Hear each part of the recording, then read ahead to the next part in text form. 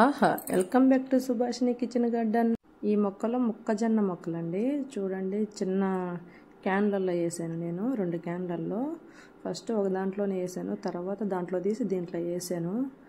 వచ్చాయి, రావనుకున్నాను. ఫస్ట్ కింద వేసానండి. కింద వేస్తే పందు కుక్కలన్నీ లోడ్ వేసాయి, విత్తనాలన్నీ తినేసాయి. అందుకని నేను ఈ క్యాన్లలో వేసాను. పర్లేదండి, బాగానే వచ్చింది. ఈ మొక్కకైతే మాత్రం చాలా పెద్ద కంకులు వచ్చాయండి.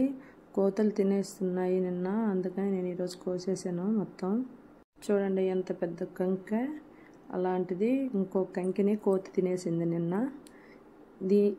దీంట్లో అయితే చాలా మొక్కలు ఉన్నాయండి, అందువల్ల కొంచెం కంకులు చిన్న చిన్నగా వచ్చాయి.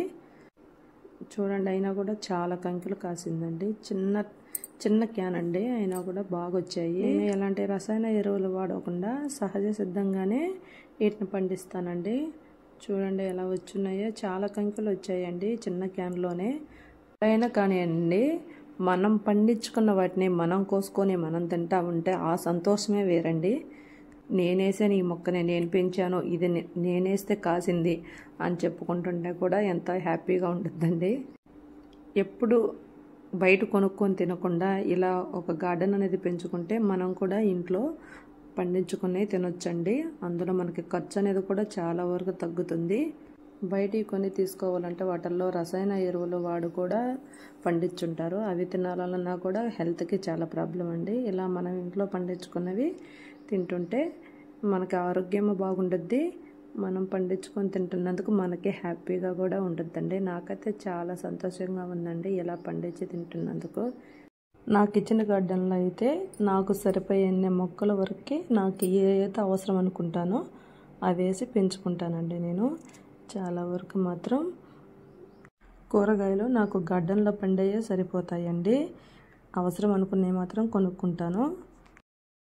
ఇవి చూడండి, చిన్న కంకులైనా కూడా ఉన్న విత్తనాల వరకు చాలా నీట్గా, చాలా ఫ్రెష్గా, చాలా బాగున్నాయండి. కలర్ కూడా చూడండి, అసలు కలర్ కూడా చాలా బాగుందండి. నిండు గోల్డెన్ కలర్లో ఉన్నాయి. ఈ కంకి విత్తనాలు కూడా చూడండి అసలు ఎంత బాగున్నాయో. చూడండి అసలు ఎంత ఫ్రెష్గా ఉన్నాయి అసలు విత్తనాలు.